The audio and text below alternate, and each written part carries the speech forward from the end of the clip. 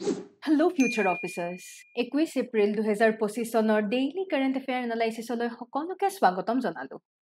Competition কেয়াৰে অতি কম সময়ৰ ভিতৰত আগন্তুক এপিএছচি প্ৰিলিমছৰ প্ৰস্তুতিৰ বাবে ক্ৰেশ কোৰ্ছ এটি লৈ আনিছে। যদিহে আপোনালোকে কম সময়ৰ ভিতৰত প্ৰস্তুতি চলাব খুজিছে তেনেহলে তলত দিয়া কন্টেক্ট নম্বৰটিত যোগাযোগ কৰি ৰেজিষ্টাৰ কৰি ল'ব পাৰে।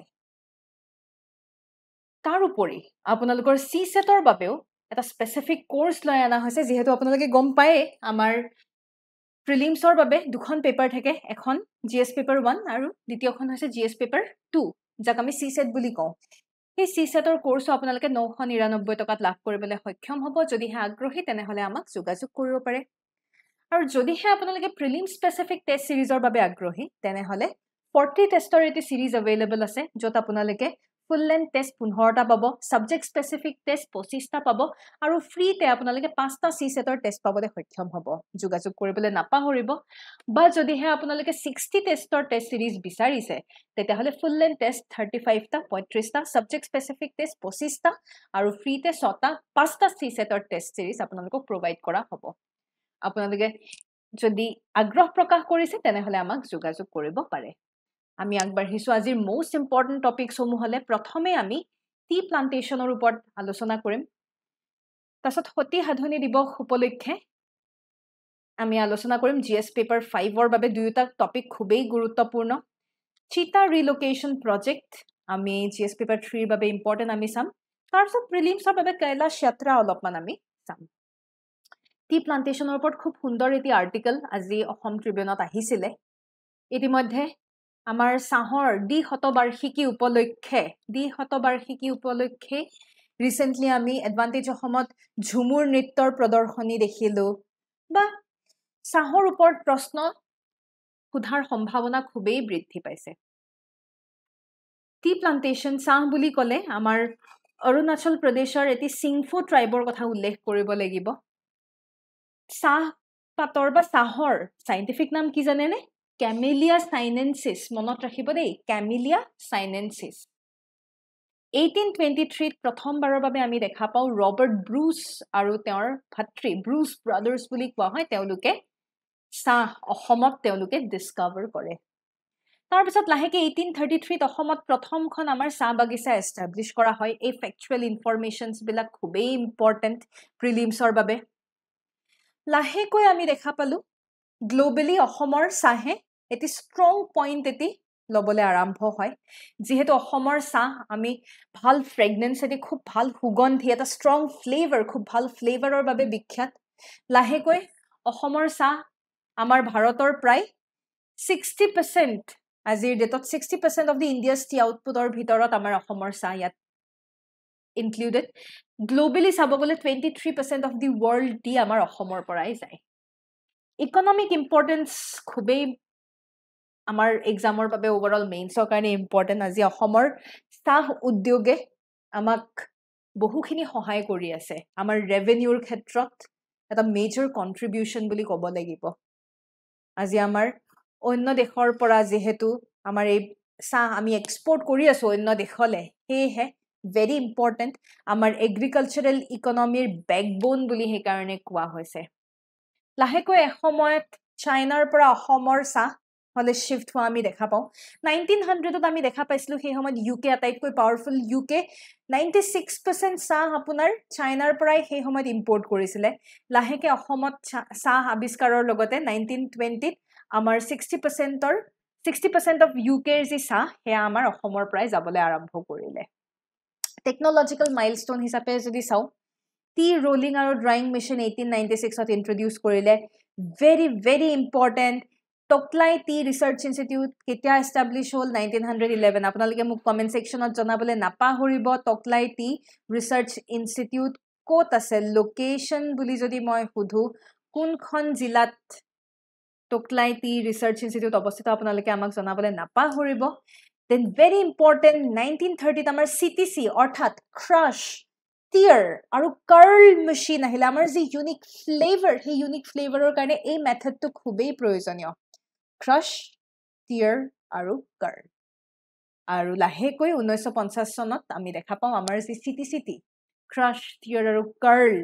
টিয়ে মাৰ্কেট ডমিনেট কৰিবলৈ আৰম্ভ কৰিলে কিছু সমস্যা নথকা নহয়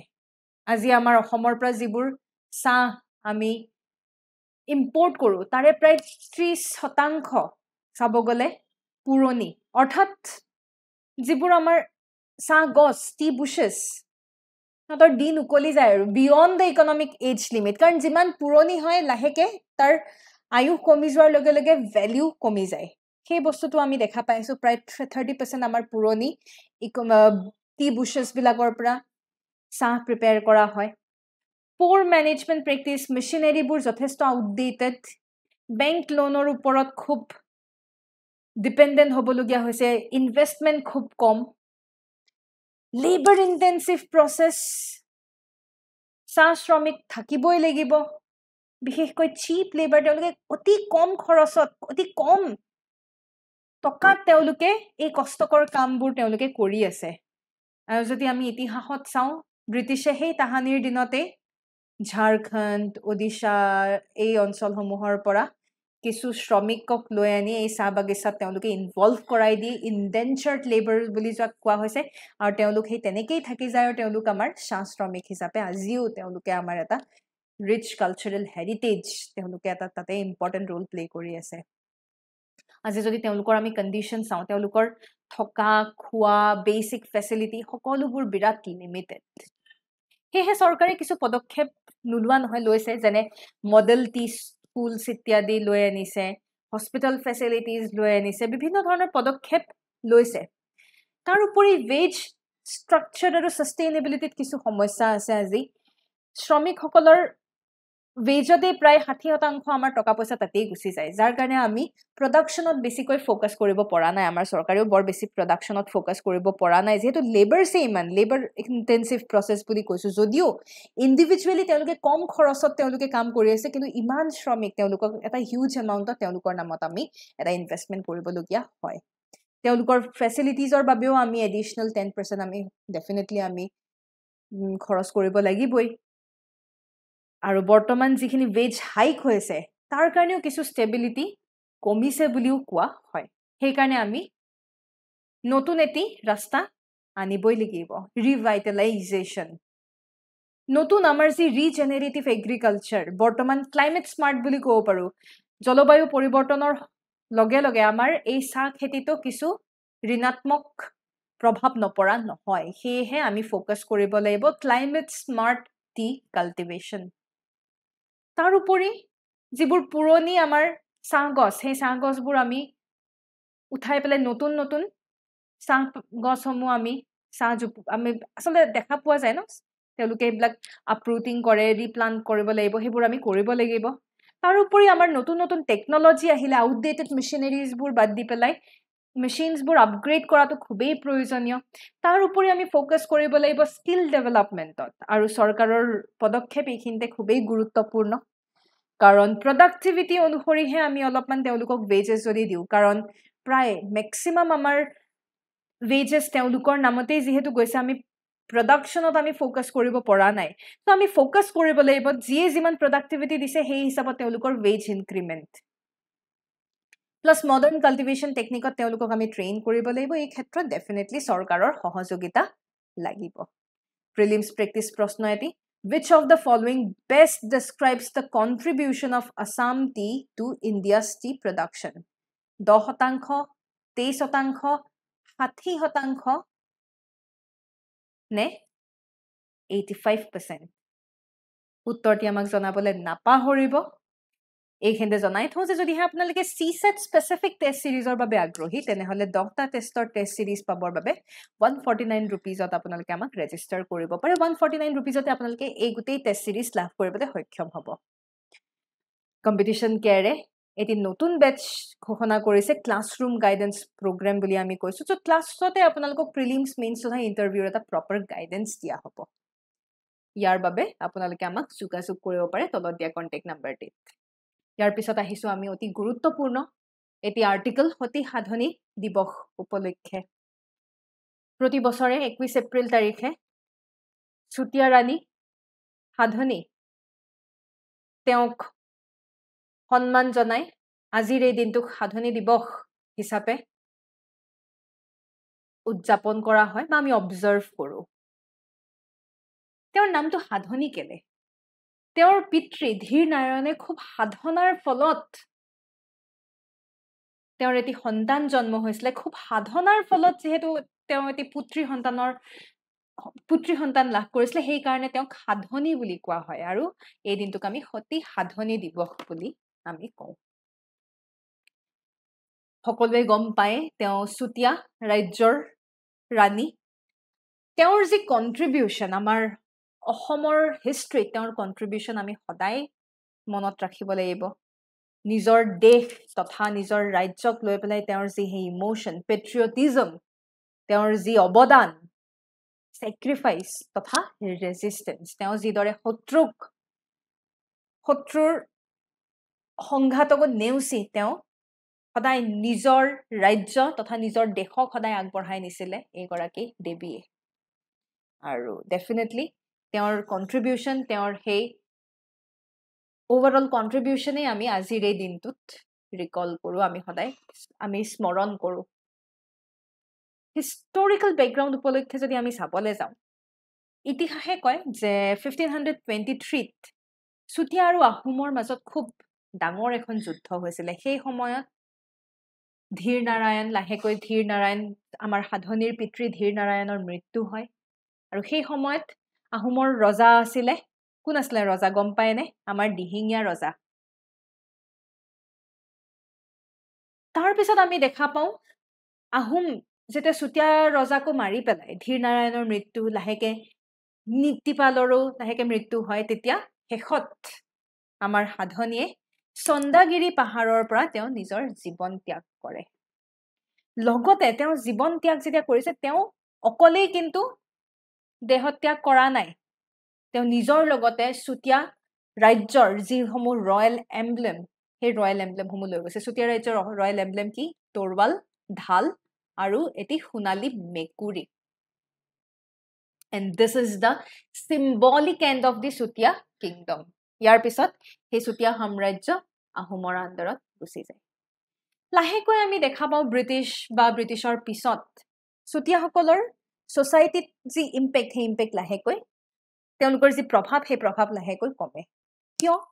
হিন্দু কাষ্ট সিস্টেম আহে হিন্দু কাষ্ট সিস্টেমে তেওঁলোকক খুব মাৰ্জিনেলাইজ কৰি দিয়ে যদিও তেওঁলোক ইতিহাসত তেওঁলোকে খুব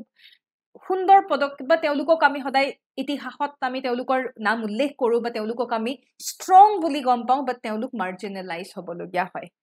লাহেকৈ তেওঁলোকৰ আইডেন্টিটি ক্ৰাইচিছ হয় আৰু সেই আইডেন্টিটি ক্ৰাইচিছৰ পিছতে তেওঁলোকে সেই আইডেন্টিটি কনচিয়াছনেছ তেওঁলোকে নিজৰ আইডেন্টিটিৰ বাবে লাহেকৈ 20th centuryত সদৌ অসম চুতীয়া সন্মিলন 1925ত তেওঁলোকে প্ৰতিষ্ঠা কৰে প্ৰিলিমছ প্ৰেক্টিছ প্ৰশ্ন এতিয়া আপোনালোকৰ বাবে which Ahom king led the conquest against the Sutiya kingdom during Queen Sati Hadhani reign Rudrasingha নে গদাধৰ সিংহ নে সুহুংমুং নে প্ৰতাপ সিংহ মই আপোনালোকক অলপ আগতে হিন্ট এটা দিছো যদিহে আপোনালোকে জানে উত্তৰটি আমাক কমেন্ট সেকশনত জনাবলৈ নাপাহৰিব ইয়াৰ পিছত আমাৰ নিউজ আছে চিতা ৰিলোকেশন প্ৰজেক্ট দুটা চিতা প্ৰভাস আৰু পৱক নামৰ দুটা চিতা গান্ধী সাগৰ ৱাইল্ড লাইফ সেঞ্চুৰী মধ্যপ্ৰদেশৰ গান্ধী সাগৰ ৱাইল্ড লাইফ সেঞ্চুৰীলৈ ৰিলোকেট কৰা হৈছে এটা কথাটো হল এই ক্ষেত্ৰত আমি প্ৰজেক্ট চিতাৰ কথা আমি উল্লেখ কৰিব লাগিব প্ৰজেক্ট চিতা আমাৰ 2022 চনৰ 17 ছেপ্টেম্বৰ তাৰিখৰ দিনা এই প্ৰজেক্ট চিতা ইন্ট্ৰোডিউস কৰা হৈছিল যত নেমিবিয়াৰ পৰা চিতা লৈ অনা হৈছিল আৰু মধ্যপ্ৰদেশৰ কোনো ৰাষ্ট্ৰীয় উদ্যানত চিতাসমূহ আমাৰ ইয়াত ইন্ট্ৰোডিউস কৰা হৈছিল ৰিইন্ট্ৰোডিউস আসলতে এসময়ত ভাৰতত চিতা আছিল এশিয়াটিক চিতা আছিল লাহেকৈ আমাৰ এশিয়াটিক চিতা লুপ্ত হৈ যায় আৰু সেই কাৰণে আমি ৰিইন্ট্ৰোডিউস কৰা বুলি কৈছো This is the first intercontinental cheetah translocation project. Kyo? Because Namibia kota ase. Namibia Africa. Africa pra Asia loi ami cheetah loi anisu. Tar pisat lahekoi dekha palu Namibia pisat South Africa pra kisu cheetah ani pelai kunot rakha hoy. Kintu kunot kisu samosyar babe lahekoi ami next এটি site এটিও আমি লৈ আনিবলগীয়া হল that is the Gandhi Sagar Wildlife Sanctuary Gandhi সাগৰ অভয়াৰণ্যত আমি second home of চিতা বুলি আমি consider কৰিব পাৰো কুনোৰ পিছতে এই প্ৰজাতিৰ যদি আমি সংৰক্ষণৰ কথা ভাবিব লাগে তেতিয়া হলে গান্ধী সাগৰৰ যেটো ল্যান্ডস্কেপ হে ল্যান্ডস্কেপ খুবেই গুৰুত্বপূৰ্ণ কাৰণ গান্ধী সাগৰৰ overall environment has some sort of similarity কেনিয়াৰ হৈতে বা আফ্ৰিকাৰ কেনিয়াৰ হৈতে কিছু সিমিলাৰিটি আমাৰ গান্ধী সাগৰৰ জিওগ্ৰাফিক্যাল এন্টিটি সমূহ সেই কাৰণে কেনিয়াটো আমাৰ চিতা আছে আমি হেকানে আশাবাদী যে কুনোৰ তুলনাত গান্ধী সাগৰতো চিতা সমূহে ভালদৰে তাতে আমি যদি সেই অঞ্চলত ট্ৰান্সলোকেট কৰো সেই অঞ্চলত সিহঁতে সহবাস কৰিব পাৰিব গান্ধী সাগৰ অভয়াৰণ্য ক'ত আছে মধ্যপ্ৰদেশ মনসোৰ আৰু নিমুচ ডিস্ট্ৰিক্ট মধ্যপ্ৰদেশ কিন্তু ৰাজস্থানকো বৰ্ডাৰ কৰা দেখা পোৱা যায় চম্বল নদী পাৰ হৈ গৈছে এই অভয়াৰণ্যৰ মাজেৰে যদি বৰ্তমান আমি আমাৰ চিতাৰ সংখ্যা চাওঁ 26টা আছে বৰ্তমান সেই গান্ধী সাগৰত লিওপাৰ্ড ইত্যাদিও আছে যাৰ দ্বাৰা চিতা সাপোৰ্ট কৰা আমি চিতা সাপোৰ্ট কৰিব বুলি আমি আশাবাদী প্ৰিলিমছ প্ৰেক্টিছ প্ৰশ্ন এটি Recently, 2 cheetahs named Prabhas and Pawak were relocated to which wildlife sanctuary in Madhya Pradesh? উত্তৰটি নিশ্চয় আপোনালোকে গম পাইছে আমাক জনাবলে নাপাহৰিব আৰু যদিহে আপোনালোকে আমাৰ অনলাইন গাইডেন্স প্ৰগ্ৰামৰ বাবে আগ্ৰহী যদিহে আপোনালোকে ওয়াৰ্কিং প্ৰফেশনালছ আৰু অনলাইন মাধ্যম যোগে আমাৰ হৈতে জড়িত হ'ব খুজিছে তেনেহলে প্ৰিলিমছ মেইনছ তথা ইন্টাৰভিউৰ বাবে আপোনালোকৰ এটি অনলাইন প্ৰগ্ৰাম ৰখা হৈছে সবিশেষ জানিবৰ বাবে আমাক যোগাযোগ কৰিব পাৰে প্ৰতি শনিবাৰে এটি কাৰেন্ট এফেয়াৰ টেষ্ট কন্ডাক্ট কৰা হয় এই টেষ্ট লাভ কৰিবৰ বাবে কেৱল মাত্ৰ 10 টকা আপোনালোকে এই গুটেই টেষ্ট সমূহ লাভ কৰিব পাৰিব যোগাযোগ কৰিবলৈ নাপাহৰিব আমি আজি শেষৰটো নিউজলৈ আহিছো কৈলাশ যাত্ৰা বুলি কলে এনাউন্সমেন্ট কোনে কৰিছে ministry of external affairs very important বহু বছৰ প্ৰায় 4 বছৰৰ পিছত এই বছৰ কৈলাশ মানসৰোবৰ যাত্ৰা পুনৰ এবাৰ আমি ৰিজিউম হোৱা দেখা পাম কোভিডৰ কাৰণে আৰু ভাৰত চীনৰ কিছু সমস্যাৰ বাবে কৈলাশ মানসৰোবৰ যাত্ৰা বন্ধ হৈ আছিল এই বছৰ পুনৰ 4 বছৰ পিছত এবাৰ আকৌ ৰিজিউম কৰা হ'ব কৈলাশ মানসৰোবৰ যাত্ৰা সকলোৱে জানে কৈলাশ মানসৰোবৰ সেই গুটেই অঞ্চলখিনি হিন্দু ধৰ্মালম্বী বৌদ্ধ ধৰ্মালম্বী তথা জৈন ধৰ্মালম্বী আৰু বন ধৰ্মালম্বী লোকসকলৰ বাবে খুবেই গুৰুত্বপূৰ্ণ আজি মাউন্ট কৈলাশ আমাৰ কোত আছে মাউন্ট কৈলাশ আৰু লেক মানসৰোবৰ সাগৰ এয়া আমি টিবেট অটোনমাস ৰিজন চাইনাৰ টিবেট অটোনমাস ৰিজনত আছে হেহে আজি আমাৰ চাইনাৰ হৈতে যেতিয়া সম্পৰ্ক অলপমান তিতাকেহা চলি আছিল সেই সময়ত আমি হেকানে দেখা পাইছিলো যে আমাৰ এই গুটেই কৈলাশ মানসৰোবৰ যাত্ৰাই আমাৰ বন্ধ হৈ আছিল এতিয়া ৰিসেন্টলি আমাৰ চীনৰ হৈতে অলপমান সুসম্পৰ্ক গঢ়ি উঠিছে আৰু হেহে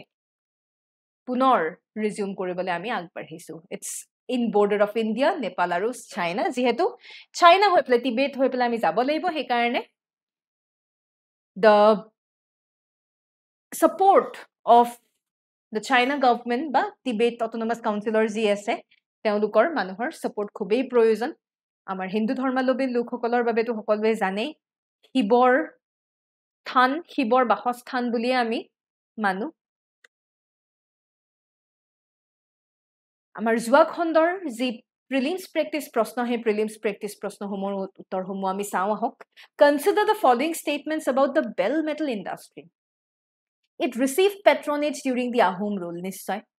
the industry saw a decline with the arrival of the colonial rule British আহাৰ লগে লগে আমাৰ কাহ শিল্প বা কাহৰ উদ্যোগগত এটা মানে নেগেটিভ ইম্পেক্ট পৰিলে ৰাজস্থানী ট্ৰেডাৰ্স যাক মহাজন বুলি কওঁ তেওঁলোকে আমাৰ কাহৰ হৈতে জড়িত থকা যিসকল আৰ্টিসেন্স তেওঁলোকক বহুখিনি সাপোৰ্ট প্ৰভাইড কৰে হয় জানো নহয় ন তেওঁলোকে উলুটা তেওঁলোকৰ বাবে তেওঁলোক মিডলম্যান হিচাপে আহি তেওঁলোকে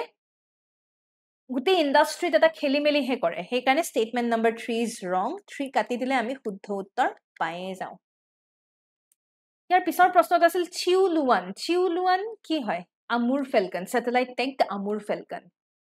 ইয়াৰ পিছৰ আছিল consider the following objectives in relation to the हमारी परंपरा हमारी विरासत initiative strengthening traditional tribal self governance system in scheduled area yes हमारी परंपरा हमारी विरासत promoting tribal festivals like Sarhol at the national level definitely facilitating the migration of tribal communities to urban area hoy jano aji ami urban area t migrate koratu bicharu jano tar holoni teuluke rural area t gaot thaki pelai atmonirbhor hok heya he ami focus kora usit to definitely ya শুদ্ধ নহয় কাটি দিয়ক statement 3 documenting and preserving tribal language music food tradition তেওঁলোকৰ যি ঐতিহ্য সেই ঐতিহ্য আমি সংৰক্ষণ কৰাটো প্ৰয়োজনীয় definitely তাৰ মানে তিনটা statement শুদ্ধ 1 2 and 4 only consider the following statements regarding leptobrachium aureatum recently in news leptobrachium aureatum কি হয় জানেনে এটি ভেকুলি প্ৰজাতি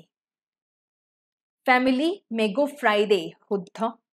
এই আৰিয়াটিয়াম যে নাম দিছে আসলতে আমাৰ গুৱাহাটীৰ আৰ্য বিদ্যাপীঠ কলেজৰ পৰাই এই নামটো আহিছে সেই কাৰণে এই ষ্টেটমেন্টটিও শুদ্ধ it was discovered at the Garbhanga reserve forest near Guwahati Assam একেবাৰে শুদ্ধ এই তিনিটা ষ্টেটমেন্ট শুদ্ধ এই প্ৰশ্নটিৰ মাধ্যমেৰে লেপ্টোব্ৰেকিয়াম আৰিয়াটিয়ামৰ ওপৰত আপোনালোকক আমি সবিশেষ জনাবলৈ প্ৰচেষ্টা চলাইছো আশা কৰিছো আপোনালোকৰ আগন্তুক প্ৰিলিমছৰ বাবে এই প্ৰশ্নসমূহৰ দ্বাৰা আপোনালোক উপকৃত হ'ব ইয়াকে কৈ যদি হে কিবা ইনকুৱাৰি থাকে আপোনালোকে আমাক জনাবলৈ নাপাহৰিব এই ইয়াত দিয়া কন্টাক্ট নম্বৰটি যোগাযোগ কৰিব পাৰে ধন্যবাদ জয় আই অসম